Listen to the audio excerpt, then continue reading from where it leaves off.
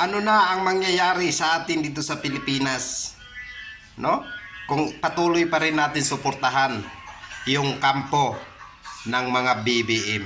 Oh, di ba?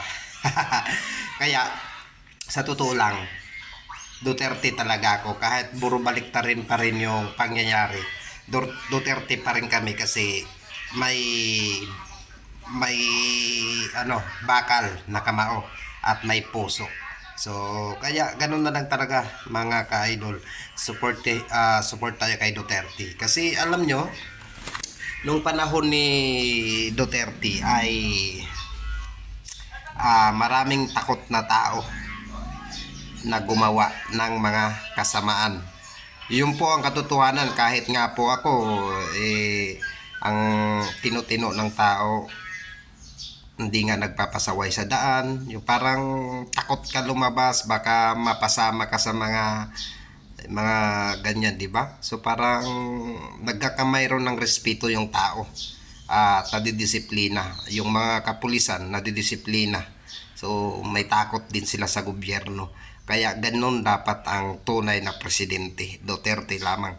Hindi tulad ngayon sa kasalukuyang gobyerno natin, hindi po ito ginagalang kundi binabastos lamang dahil nga doon sa pinapakita din itong attitude ng ating kasalukuyang gobyerno, kaya hindi na ginagalang, no? So tulad lang kay General Torre, di ba? Pwede na pala umaresto ng walang warrant, o di ba?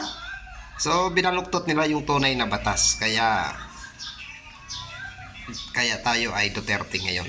Yan lang mga ka-idol, hindi mo kailangan na makipagpaligsahan sa mga ka-idol.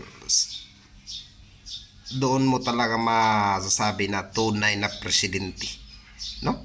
So kung ayun nga, so nangyari pinadampot, so ang nasabi nga may kidnapping yung nangyari talaga kay Duterte.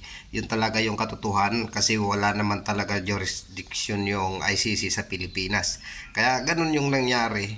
Yung parang gawa-gawa lang ng gobyerno natin dito sa Pilipinas na damputin si Tatay Digong at dalhin sa Netherlands ba yun? Ayan. So, kawawa naman.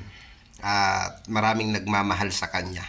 Kaya sa susunod, wag na natin pa iskorin pa yung mga gobyernong walang kwenta, no? So doon tayo sa mayroong bakal na kamao at may puso.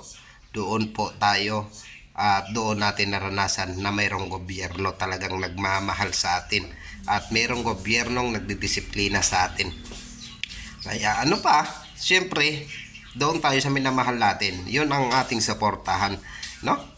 So, ngayong gobyerno natin walang nagbabago. Parang sinasabi nga ni kampo ng gobyerno natin ngayon dapat suportahan daw yung tawag dito para mailayo daw sa dilim. Sila nga mga taong dilim na eh. 'Di ba? Lalo tayong naghihirap dito sa Pilipinas sa ginagawa nila, no? So linilihis nila ang landas ng Pilipinas at kinakampihan nila ang mga adik ng Pilipinas at kriminal. Ang daming mga kabataang naririp ngayon at ang daming namamatay na tao nasa mga kamay ng mga adik. Di ba sasabihin nilang ganyan-ganyan? Wala yan. Duterte pa rin kami.